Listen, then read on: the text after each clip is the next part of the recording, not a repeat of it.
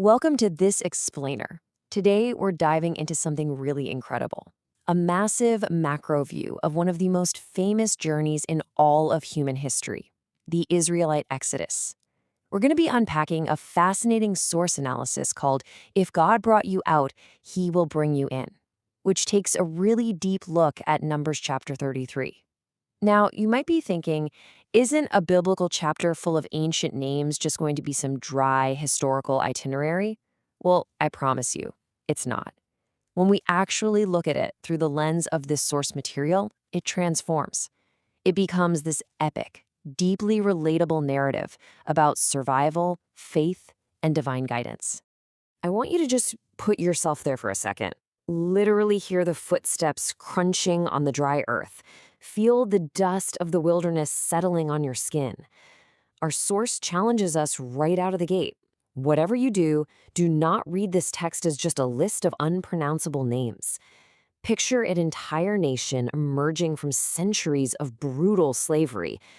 They're trembling, They are caught right in that intense tension between being terrified of the unknown and holding out faith for a new promise. They're dragging the heavy, traumatic memory of Egypt behind them, with the blinding hope of Canaan sitting right in front of them. And that brings us to the absolute core thesis of our explainer today. As the source beautifully puts it, God does not waste stages. Every single departure, every tear shed in that desert, every miracle, every fresh beginning, it was all part of a carefully ordered journey. It wasn't just random wanderings, it was a highly curated path. I mean, have you ever felt like you were just spinning your wheels or wandering aimlessly? Well, Numbers 33 is this holy record of movement, reminding us that what looks like a long, completely chaotic road to us is actually often a deeply purposeful sequence of events. Section 1. 40 years at a glance. 40 years. Just imagine the sheer duration of that. Our source highlights how Numbers 33 traces this timeline across 4 entire decades, from the very second of the Exodus in Egypt all the way to the plains of Moab, standing right on the edge of the Promised Land. An entire generation lived, grew old, and passed away within this span. 40 years is a literal lifetime of walking, camping, packing up, and moving all over again. But here is where it gets absolutely wild. It wasn't just aimless, unrecorded wandering. No way. This sprawling 40-year timeline was meticulously documented into exactly 42 distinct camping stations. Think about that level of historical detail. The author points out that God recorded not just the ultimate destination, but every single stage along the way. 42 specific places where they pitched their tents, built their fires, and lived out their faith. I mean, if you've ever dreaded packing up your car for a quick weekend camping trip, imagine packing up an entire nation 42 times. Section 2. The 42 camping stations.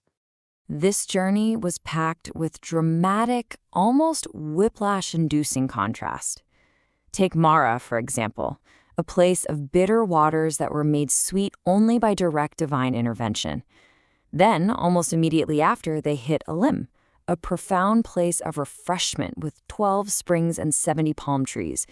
Imagine the physical and emotional relief of that. But then, skip down to Station 11, Rephidim, a place of severe thirst and testing where there was absolutely no water for the people. One day you're resting under palm trees, the next you are desperately thirsty in the dirt. It's a perfect mirror for the unpredictable highs and lows of any great journey, right? And then we reach station number 12, the wilderness of Sinai. Now, this wasn't just a place to rest their tired feet, it was the covenant-forming place. Our source really emphasizes that this journey wasn't merely physical movement from point A to point B, it was a rigorous spiritual curriculum. At Sinai, a group of former slaves was formally transformed into a nation, bound by a covenant before God. The geography literally served their spiritual formation. Section 3. Milestones and Wilderness Discipline. Take Station 33, for instance, Kadesh. This was a massive turning point, completely connected with unbelief, delay, and wilderness discipline. The text points out that Kadesh wasn't just some geographical pit stop. It was a profound failure of faith. This is where the harsh realities of their unbelief resulted in severe consequences and massive delays. It proves that the record in Numbers 33 doesn't sugarcoat the journey at all. It documents the failures and the necessary discipline just as meticulously as it documents the miracles. And this brilliantly illustrates a really tough reality. Through these sweeping trials across decades, God was actively forming and, yes, correcting his people. This was a recorded path of faith, testing, mercy, and divine direction. It wasn't just about getting the first generation out. It was about preparing the second generation to finally inherit the promise. The wilderness was an active crucible. Which brings us to a highly specific climax recorded in verse 38, Mount Hor, Station 34. The text records this happening specifically in the 5th month of the 40th year. Now, why does that matter? Because this exact granular timestamp underscores that this text is a wholly historical record of movement. It's not some vague myth that starts with once upon a time. It's an exact date, year 40, month 5. So Mount Hor carries this incredible dual significance. Yes, on one hand, it's a geographic stop on a map, but far more importantly, it's a profound spiritual marker. This is where Aaron died. This marks a massive leadership transition. It's a marker of human mortality, sure, but importantly, it's also a marker of continuity in God's overall purpose. The older generation, even the great leaders like Aaron, are fading, but the mission itself continues entirely uninterrupted. Section 4. The final encampment. Let's trace this definitive arc one last time. The whole thing kicks off at Ramah's, ground zero for their freedom and the place of departure, right after Passover. Then come the 40 intervening stages, this meticulously recorded journey of deep faith, bitter tears, human failures, and incredible mind-bending miracles. And finally, they arrive at the plains of Moab, Station 42, the final encampment before crossing over. You can see the entire architecture of their deliverance here, from the very first step out of Egyptian bondage to the ultimate destination right at the edge of the Promised Land. Let's anchor this completed epic back to its foundational scripture from our source document, Numbers 33, verse 1. These are the journeys of the children of Israel which went forth out of the land of Egypt with their armies under the hand of Moses and Aaron. This opening verse essentially proves the central thesis of our whole explainer today. What looks to human eyes like a long, winding, and sometimes agonizingly slow road is truly a guided, purposeful path. Every single step was accounted for. I want to leave you with a thought directly inspired by this incredible source material. If every stop, every bitter tear, and every fresh beginning of their historic journey was purposefully recorded and utilized, what does that mean for the wilderness stages of your own journey? Are the stations of your life, your Elims of refreshment and your Riphidims of testing, part of a much larger, purposeful narrative? Take some time to reflect on that. Thank you so much for joining me for this explainer. Until next time, keep seeking, keep learning, and remember, no stage is ever wasted. Welcome to this explainer. Today, we're diving straight into a fascinating historical and spiritual roadmap. We're tracking the Israelites' famous trek from Egypt to Sinai, but we're looking at it through a very specific lens. The idea that escaping bondage, well, that's really just the very start of a profound spiritual journey. If you've ever felt like getting out of a bad situation was only half the battle, trust me, this journey is really going to resonate with you. So let's jump right in. Think of today as a literal and spiritual road trip, and we've got 5 major stops. First, the true meaning of deliverance. Second, Ramesses and breaking those old mindsets. Third, trusting through the total impossibility of the sea.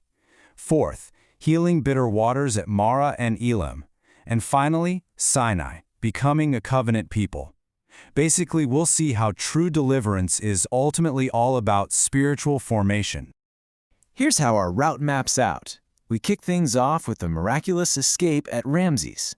From there, it's straight into Phase 2, a moment of sheer impossibility at the Red Sea. Phase 3 takes us deep into the wilderness for some serious tests of faith at Mara and Elim. And the whole thing culminates in Phase 4 with a brand new covenant at Sinai. It's a complete progression from physical freedom right through to spiritual maturity. All right, stop number 1. The true meaning of deliverance, escaping the place versus escaping the power. The absolute crucial takeaway here is this. God can get a person out of bondage in a single night, but it can take years to get the bondage out of the person.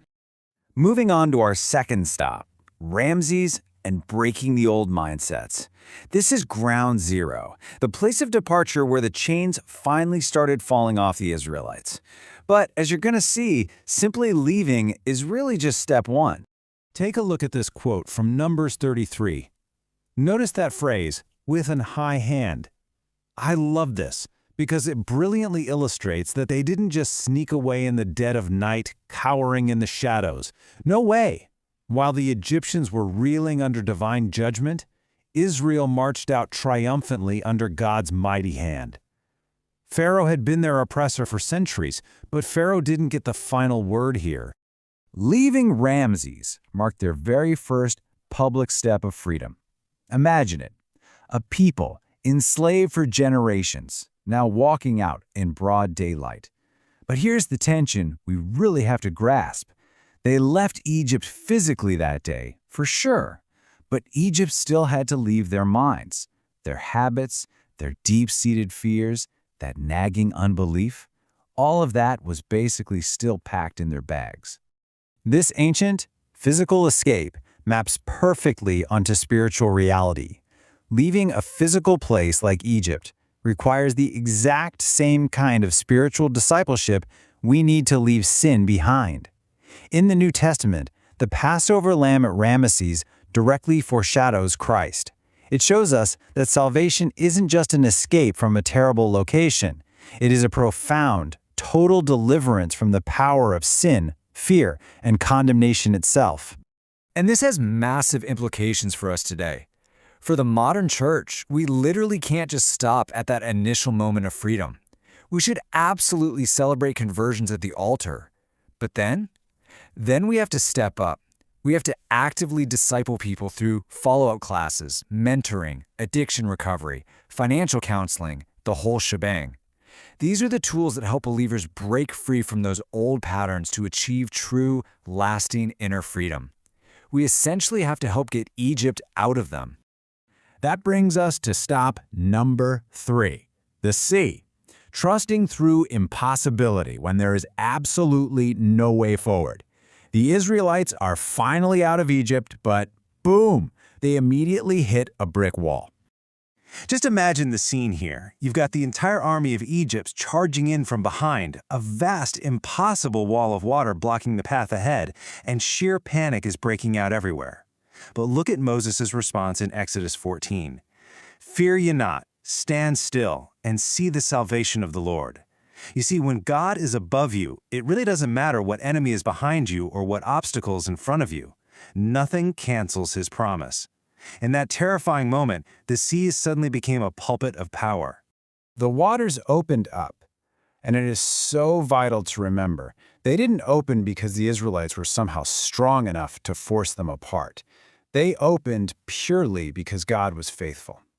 It's such a powerful reminder for us today, right? Don't panic when you hit your own sea. Just trust the God who can literally create a road where no road ever existed before. The Apostle Paul actually connects this moment directly to the Christian experience. Passing through the Red Sea is this brilliant, real-world metaphor for baptism. It's the ultimate separation from the old life of slavery and the forging of a brand new identity under God. Because let's face it, we all hit our own Red Sea moments.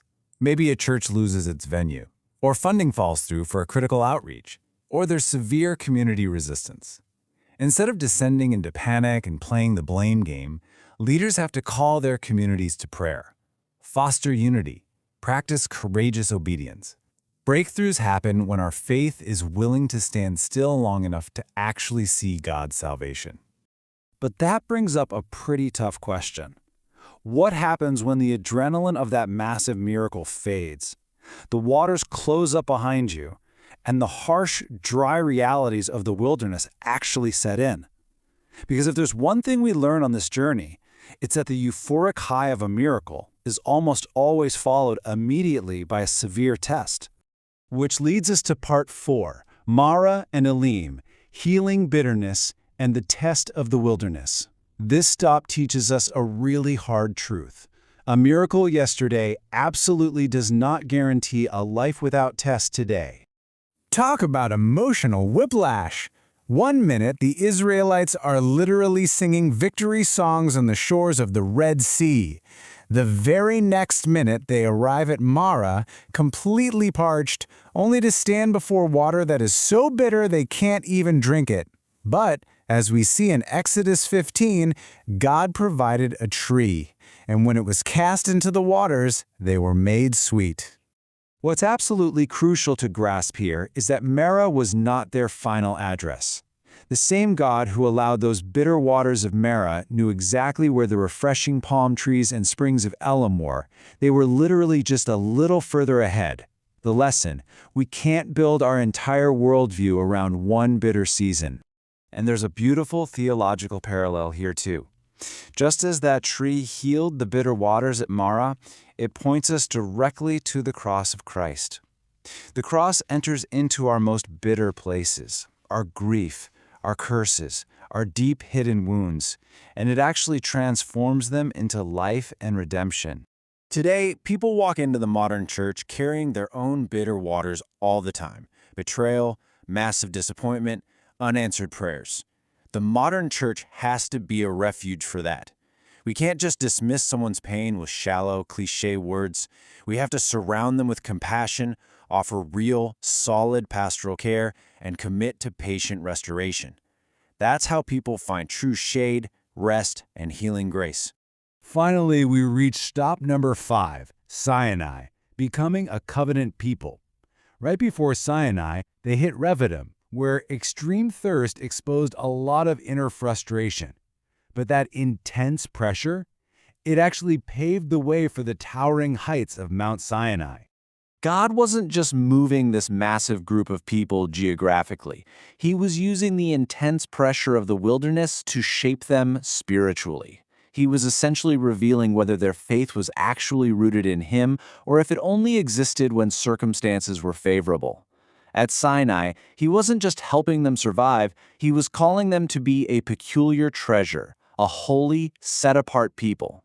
This fiery mountain is exactly where God shaped Israel into a covenant people, governed strictly by His voice. For us today, this points straight to the new covenant. Christ is the true rock providing living water in our Rephidim moments. And God no longer writes His laws on tablets of stone. He writes them directly onto our hearts through His Spirit. So how do we actually apply this journey from complaint to covenant today? Well, in church life, pressure always exposes what's really inside us. When members complain about limited resources, volunteer burnout, or even worship styles, leaders need to recognize that as a modern Rephidim test. It's a perfect opportunity to disciple people, moving them beyond just showing up and consuming into deep maturity and unwavering covenant commitment. Which leaves us with one final vital question to think about. Deliverance was just the beginning. So are we settling for merely escaping Egypt, or are we actually allowing the wilderness to forge us into God's covenant people? Because the journey absolutely does not end at salvation. It calls every single one of us to be transformed, to be governed by His voice, and to be fully shaped by His Spirit. Thank you so much for joining me for this explainer. I really hope this look at the road from Ramesses to Sinai gave you a fresh perspective on your own path. Keep learning and keep growing. If this message opened your mind, don't keep it to yourself. Subscribe to Master Sense by Faraday, hit the like button, and share this video with someone who needs wisdom, clarity, and inspiration today. Turn on the notification bell so you never miss our next powerful lesson. Remember, knowledge becomes power only when you act on it. See you in the next video. If this message opened your mind, don't keep it to yourself. Subscribe to MasterSense by Faraday, hit the like button, and share this video with someone who needs wisdom, clarity, and inspiration today. Turn on the notification bell so you never miss our next powerful lesson. Remember, knowledge becomes power only when you act on it. See you in the next video. Hey everyone, welcome to today's explainer. There is this absolutely profound concept in our source material today. And honestly, it completely shifts how we view life's hardest seasons. The idea is this: if God brings you out of bondage, He is absolutely going to bring you into the promise. But there's this space in between the out and the in. We call it the wilderness. And it's in this barren, transitional space where the human heart really gets exposed. Today, we're breaking down a fascinating text on wilderness testing, and we'll see how this ancient journey perfectly mirrors our own modern struggles with craving, conflict, dependence, and finding true healing. Let's get right into it. So, here is our roadmap for today. First, we'll define the wilderness testing ground. Then, we'll make 4 distinct stops on a metaphorical road trip: Kibroth Hattaava, Hazeroth, the wilderness of sin, and finally Zalmunna and Punon. We'll wrap it all up with some key lessons. All right, Section 1, the wilderness testing ground, exposing the heart on the journey. Section 2, Kibroth Hattaava, the danger of craving. This is our first mile marker on what is a highly intentional spiritual testing ground designed to challenge our deepest cravings. And this haunting location has a name that literally translates to Graves of Craving. The account notes that even after experiencing incredible provision, Israel's appetite actually became way louder than their gratitude. They started lusting after what their past in Egypt represented. It's this dangerous human tendency where undisciplined desires just poison our contentment. It turns a divine blessing into an endless, bitter complaint. When you look at this kind of desolate landscape, it perfectly captures how a journey of faith can quite literally turn into a burial ground of wasted potential. A person might start out with totally sincere intentions, but gradually, they become ruled by materialism, a need for recognition, or just this constant state of dissatisfaction. An unchecked craving will absolutely leave you stranded in a wasteland. Numbers 1134 really anchors this historical reality. It says, "And he called the name of that place Kibroth Hattaava, because there they buried the people that lusted." It's a pretty stark reminder that not every desire is harmless. Some cravings will literally bury your spiritual sensitivity. This creates a massive contrast for us today. On one side, we have the appetites of Egypt, which represents materialism, a constant need for entertainment, and unending dissatisfaction. But on the flip side, the New Testament calls for a hunger for righteousness. That means focusing on our legitimate needs, our spiritual health, and obedience. Think about it. A congregation, or even just an individual, can look super blessed on the outside, but if status and comfort hold more weight than obedience, it is spiritually unhealthy. Moving on to Section 3, Hazeroth, jealousy and God's order. We've arrived at our second mile marker. This is where the wilderness tests our humility and our willingness to submit to order. Here at Hazeroth, Miriam and Aaron spoke against Moses. And look, this wasn't just a casual family squabble over dinner. It was a direct challenge to chosen leadership. It's a great reminder that spiritual jealousy often hides behind this facade of religious language or fairness, when the real underlying issue is just pride, comparison, or personal offense. The sheer gravity of this is captured perfectly in Numbers 12. "And Miriam and Aaron spake against Moses, and the anger of the Lord was kindled." See, this family conversation blew up into a direct challenge against divine order. It proves that criticism rooted in envy is deeply, deeply damaging and brings about immediate correction. So how do we avoid this today? Well, there's actually a really clear path for healing divided teams when things like roles, visibility, or influence trigger that comparison trap. Mature believers need to follow biblical channels, pray consistently, and actively seek reconciliation while fiercely protecting unity. But above all the rest, it requires walking humbly before God. It's all about handling leadership concerns with truth and grace rather than gossip and factionalism.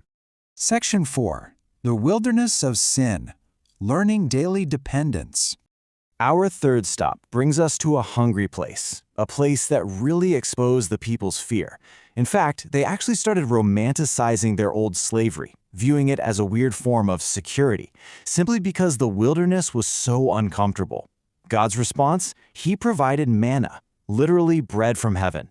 But there was a catch, and it was a big one. They couldn't hoard it for the future. They couldn't permanently live on yesterday's supply. They had to gather it one day at a time, completely trusting in God's provision every single morning.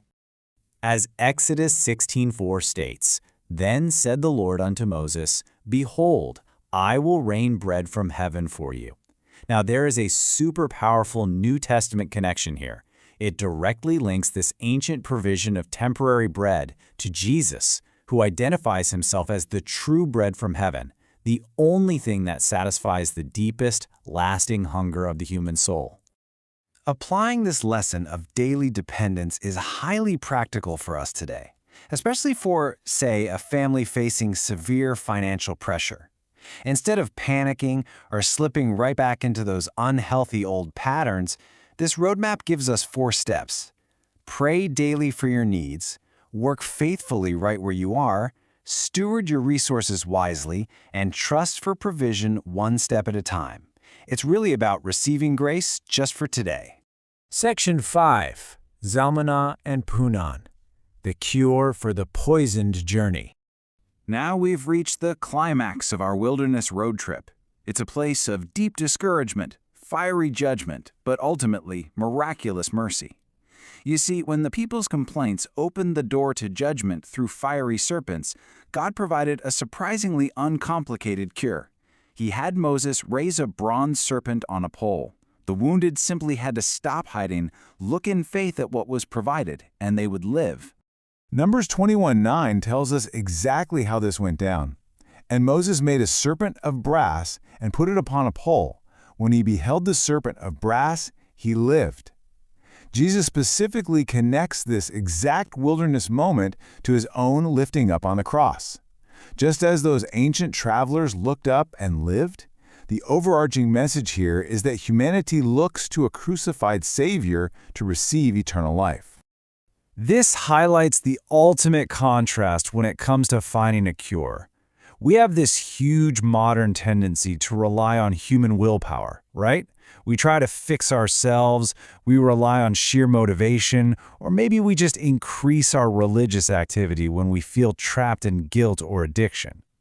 But opposed to all of that is the true cure, looking to Christ. This means receiving grace, walking in repentance, and finding true healing. It's realizing that human wisdom just cannot heal the poison of sin. And that brings us to Section 6, Lessons from the Wilderness, a roadmap for spiritual maturity. As we wrap up this explainer, it's pretty clear that these historical stops serve as a highly relatable roadmap for us. At Kibrot Hadatava, the test of undisciplined craving taught us to discern our legitimate needs. At Hazeroth, the test of jealousy and pride taught us humility and respect for divine order. In the wilderness of sin, the fear of starvation taught us about daily trust and dependence. And finally, at Zalmunna and Punan, sin's poison showed us that we have to look higher for healing. The beautiful thing is, the exact same God who exposes the heart's poison also provides the ultimate cure. Which leaves us with a final thought to reflect on today. Take a look at your own journey right now. Which wilderness stop best reflects your heart today? Is your appetite currently louder than your gratitude?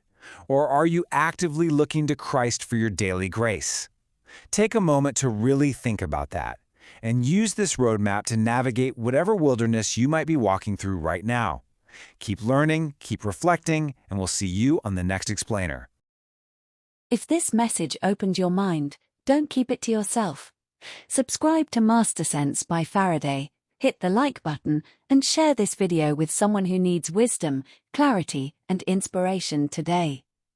Turn on the notification bell so you never miss our next powerful lesson. Remember, Knowledge becomes power only when you act on it. See you in the next video. Welcome to today's Explainer. I'm absolutely thrilled you're tuning in because today we're diving into a truly fascinating piece of source material from MasterSense by Faraday. We're looking at ancient biblical geography, specifically the journey from Abiram to Moab, and seeing how it actually serves as this incredible, practical roadmap for modern leadership transition and legacy. Whether you're leading a church, a business, a ministry, or even just your own family, these principles, they're totally relevant. We're going to talk about handling change, facing down our fears, and ultimately passing the baton when the time is right. Let's get into it. Right off the bat, the source hits us with a deeply challenging question. What happens when God's mission actually outgrows the leader who started it? This is that universal challenge of leadership succession. I mean, imagine pouring your heart, your sweat, your tears into a vision, bringing it all the way to the very edge of reality, but then realizing you aren't the one who gets to cross the finish line. Staggering thought, isn't it? So, part 1. Legacy on Mount Abiram. Now, take a look at this brilliant artwork. It illustrates Moses standing on the peaks of Abiram, looking out over this vast, beautiful expanse of the Promised Land. The source material points out that this region is near the very end of the wilderness record. Moses can literally see the land, but he knows he won't personally enter it. But here's the beautiful takeaway. Not seeing a dream completed, that's not a failure. Faithfulness is never wasted just because another generation happens to receive the inheritance. The text points to this really powerful directive in Numbers chapter 27, verse 12. Get thee up into this mountain Abiram, and see the land which I have given unto the children of Israel. Our source material makes this brilliant connection to the New Testament here, reminding us that some promises are just seen from afar. They're embraced by faith and fulfilled way beyond a single lifetime. Christian service, or really any great leadership endeavor, isn't just about what you personally achieve. It's about your generational impact. So the crucial point is how this ancient reality bridges directly to our modern organizations. In the wilderness reality, Moses views the land but can't enter. But look at the modern application. This is all about leaders building incredibly strong foundations, documenting their wisdom, and mentoring the next generation to actually finish the dream. If you're a pastor, a parent, a manager, your success isn't just measured by what you finish. It's measured by who you faithfully prepare to keep the work going. Which brings a very pointed question right to your doorstep. Will you cross over by faith, or will you settle at the edge? Will you put in the hard work of preparing the way for others, even if, you don't get the final glory? Hesitating at the edge of a promise is incredibly dangerous. That brings us to part 2, the warning of Kadesh. Now, Kadesh was, according to the source, one of the absolute most painful stops in the entire journey. It represents this awful threshold where the promise of God was so near you could practically touch it, but unbelief and fear, they were just louder. They could literally see the future, but they let fear totally control their response. This quote perfectly captures that devastating hesitation. Numbers 13:31 says, "We be not able to go up against the people, for they are stronger than we." That's the tragic warning here. You can survive the wilderness, you can leave Egypt behind, but you can still completely miss the moment if fear speaks louder than faith. God's promise was right there, staring them in the face, but their hearts trembled before the giants in the land. Let's look at the comparison. The wilderness reality, Israel standing right on the edge of destiny but kept stationary by a literal fear of giants.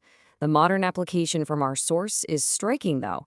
How many ministries or churches or businesses are pausing right at the edge of a major breakthrough simply because they're afraid of criticism or maybe a lack of funding or even past failures? You've got to ask yourself, is your team standing at your own Kadesh right now? Because Kadesh calls us to trust God enough to actually move forward, despite the giants. Moving on to part 3, Mount Hor and sacred exits. You know, the journey through the wilderness wasn't just this constant highlight reel of miracles. It contained graves. It carried tears right alongside the testimonies. At Mount Hor, Aaron died. That familiar, comforting priestly voice that walked with Moses through the plagues, the parting of the sea, the heavy, heavy burdens of leadership, suddenly silenced. This was a massive, grief-stricken transition for the people. As Numbers 3:38 tells us, "And Aaron the priest went up into Mount Hor at the commandment of the Lord and died there." But the crucial reassurance from our source text here is that the death of Aaron did not mean the death of God's promise. People might exit the stage, seasons are absolutely going to change, and familiar voices will grow silent, but God's covenant keeps moving. When the journey is authored by God, no transition can bury the intention. Now, what's really interesting about this modern application is how it frames succession. The wilderness reality was the painful loss of a central human figure who'd been there through it all. But the modern application? It shows us that a healthy organization has to grieve well, for sure. But it also has to ensure the work is built around Christ, not human personalities. Ministry is always, always bigger than one vessel.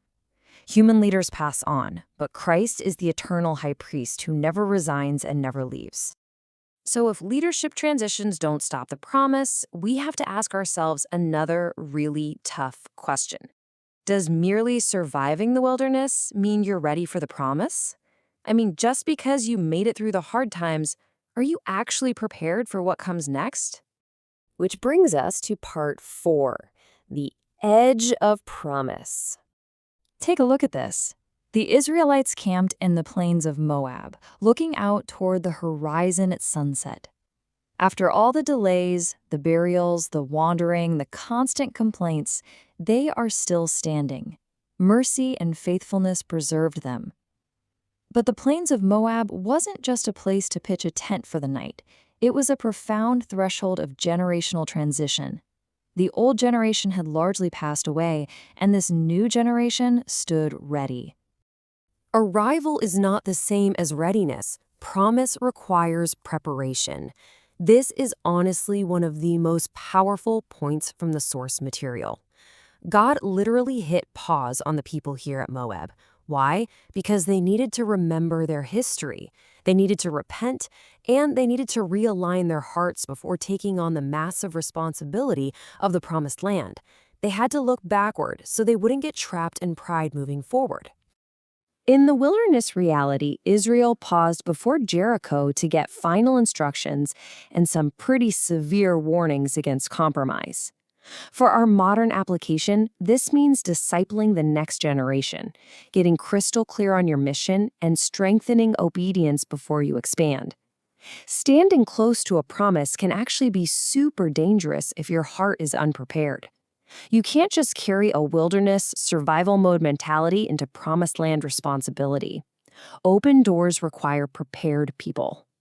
And finally, part 5, passing the leadership baton. Okay, let's dive into this. Deuteronomy 31:7 gives us an absolute masterclass. It says, "And Moses called unto Joshua and said unto him in the sight of all Israel, Be strong and of a good courage." Notice what Moses did here. He didn't hide Joshua, he didn't try to compete with him or hoard his own influence. No, he publicly affirmed Joshua right in front of everyone to show definitively that God's work wouldn't die with him. He championed his successor.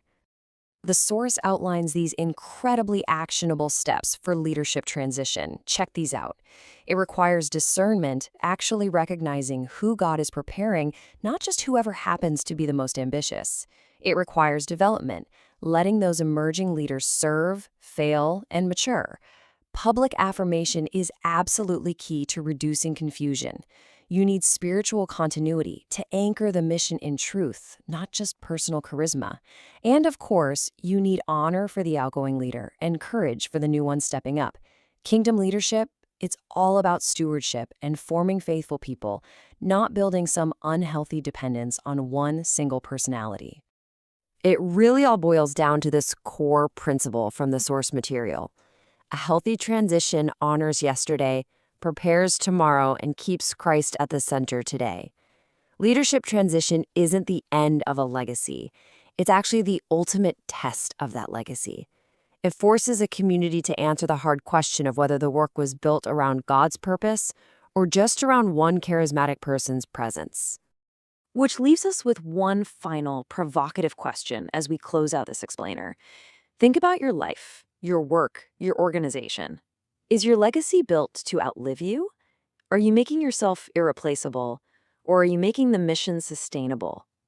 I really hope this journey from Abraham to Moab has given you some fresh perspective to prepare the way for those who will follow. Keep learning, keep preparing, and I'll see you next time. If this message opened your mind, don't keep it to yourself. Subscribe to Master Sense by Faraday, hit the like button, and share this video with someone who needs wisdom, clarity, and inspiration today. Turn on the notification bell so you never miss our next powerful lesson.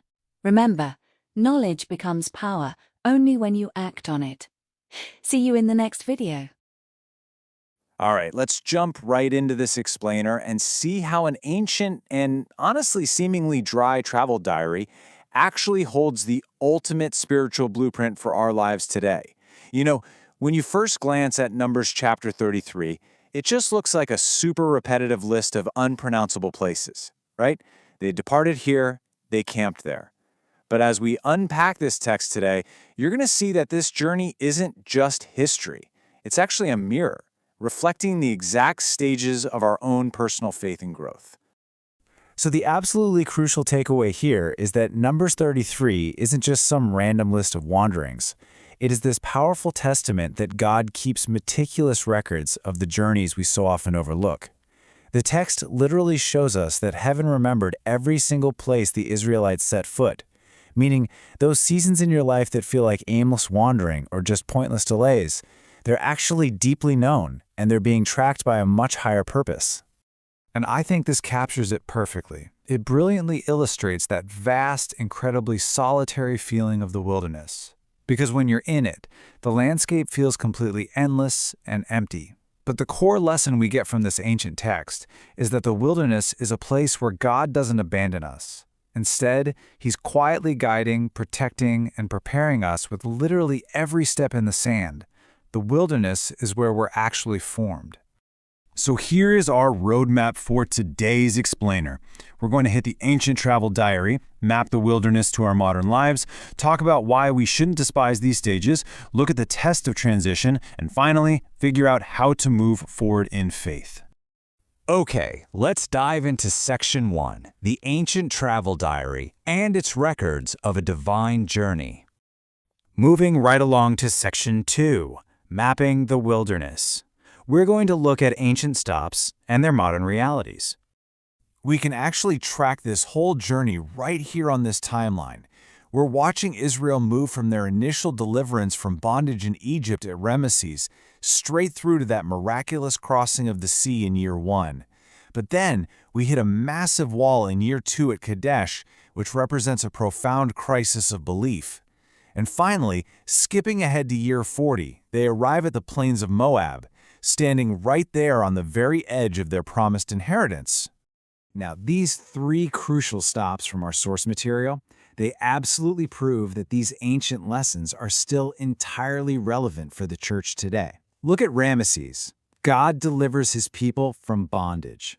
Today, that translates to discipling people well beyond just a surface-level conversion, leading them into true inner freedom. Then at the sea, human strength completely fails. And that teaches us to trust God when obedience leads us into what looks like an impossible situation. And in the wilderness of sin, hunger is testing their trust. That's a massive reminder for modern believers that we have to train ourselves to rely on daily grace and really fight that urge to run back to old habits of bondage. Let's build on this mirror journey concept a bit more.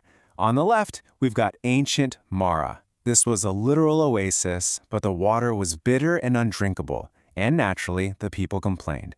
But look over on the right, a modern Mara season. That's when our own hearts taste the bitterness of sickness, or crushing financial pressure, or just deep disappointment. The source highlights something beautiful here. Just as God healed those literal waters back then, the church today needs to become a place of deep healing, restoration, and spiritual refreshment for weary souls who are facing their own mart. And it's a very similar story with Kadesh. Ancient Kadesh was totally defined by unbelief. The literal fear of giants delayed a promise for an entire generation.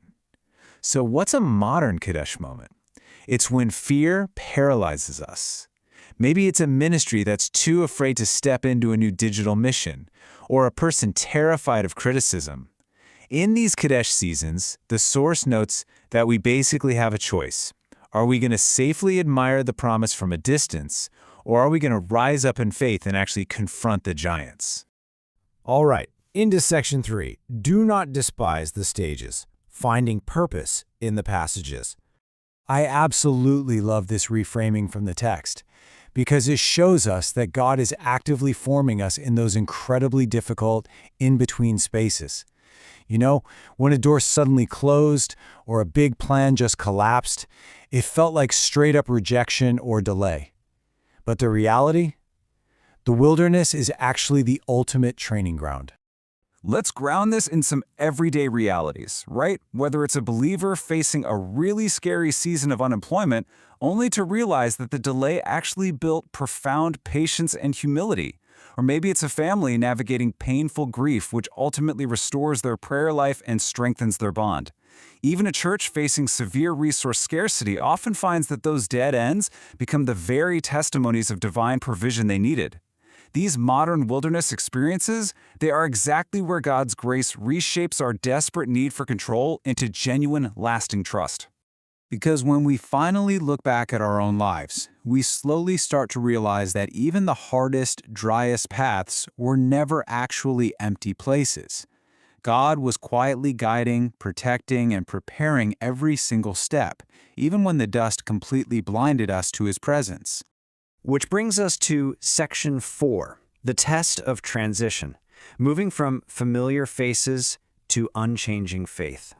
Listen, a people who cannot survive change haven't really fully learned to trust God. On the left side here, we see the real danger of depending on the familiar.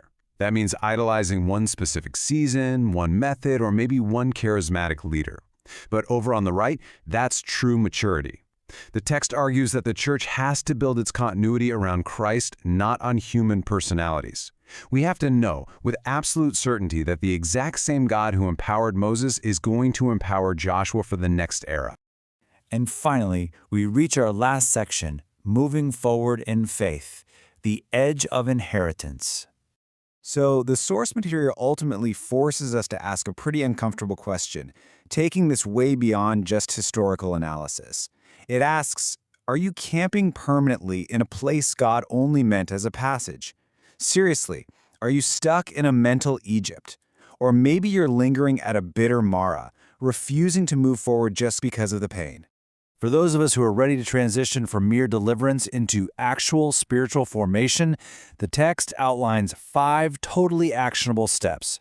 First up, remember the places God has already carried you. Second, repent and surrender that fear or bitterness that's holding up your obedience. Third, trust that Christ secures your final inheritance. Fourth, obey God's current command without idolizing a past season. And fifth, just move forward and take that next brave step. The source leaves us with one final, incredibly provocative thought to carry with us today. If a journey has started in your life, what is the next brave step required to ensure the wilderness is not your final chapter? Keep moving forward, and I'll catch you in the next explainer. If this message opened your mind, don't keep it to yourself. Subscribe to MasterSense by Faraday, hit the like button, and share this video with someone who needs wisdom, clarity, and inspiration today. Turn on the notification bell so you never miss our next powerful lesson. Remember, knowledge becomes power only when you act on it. See you in the next video.